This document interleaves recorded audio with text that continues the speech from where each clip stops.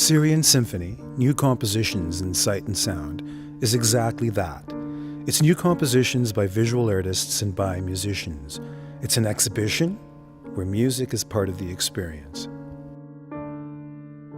Like a symphony, the exhibition is divided into 4 movements.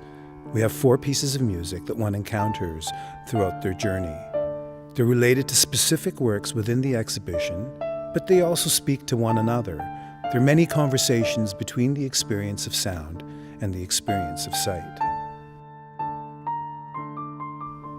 This exhibition, Syrian Symphony, all starts with one painting, People in Power, by Ahmed Moalla, a Syrian artist. In this very powerful painting, he depicts a scene with figures that evokes all sorts of ideas. It evokes, for me, the idea of music. There are trumpets and other instruments within the composition.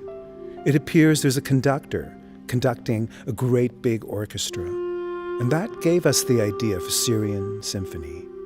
Given the events that unfolded in Syria beginning in 2011, the question that occurred to all of us was, what is the role of artists and of art during times of conflict? One of the really unique aspects of this exhibition is the fact that many artists created works specifically for the spaces.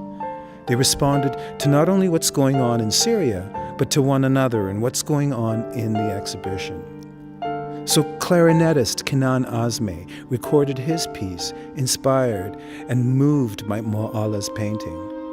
And Kevork, when he was here, responded to Kenan's composition by working directly on the walls as he listened.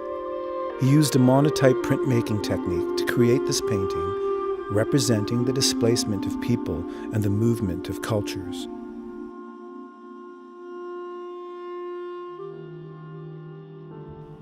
Another fascinating aspect of the exhibition is how technology can connect the past, the present, and the future. We have a replica of the Hurryin hymn, which was discovered in Ugarit, Syria in the 1950s. And this tablet is the oldest piece of written music that we know of. We worked with musician Malik Jandali, who was born near Ugarit, to record his interpretation as a pianist living today of this 3,400-year-old written piece of music on a Desclavier piano using electronic MIDI files. Similarly, technology allowed Icon M, a Paris-based company, to use drone footage taken of Palmyra after it had been destroyed by ISIS. It shows us in detail the state of this ancient site and hopefully gives us enough information to be able to rebuild in the future.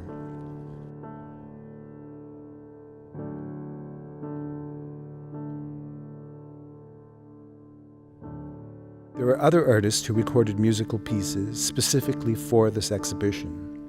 We presented Syrian Symphony in partnership with Silk Road, and the Silk Road Ensemble was in residence here and recorded a work specifically for this installation.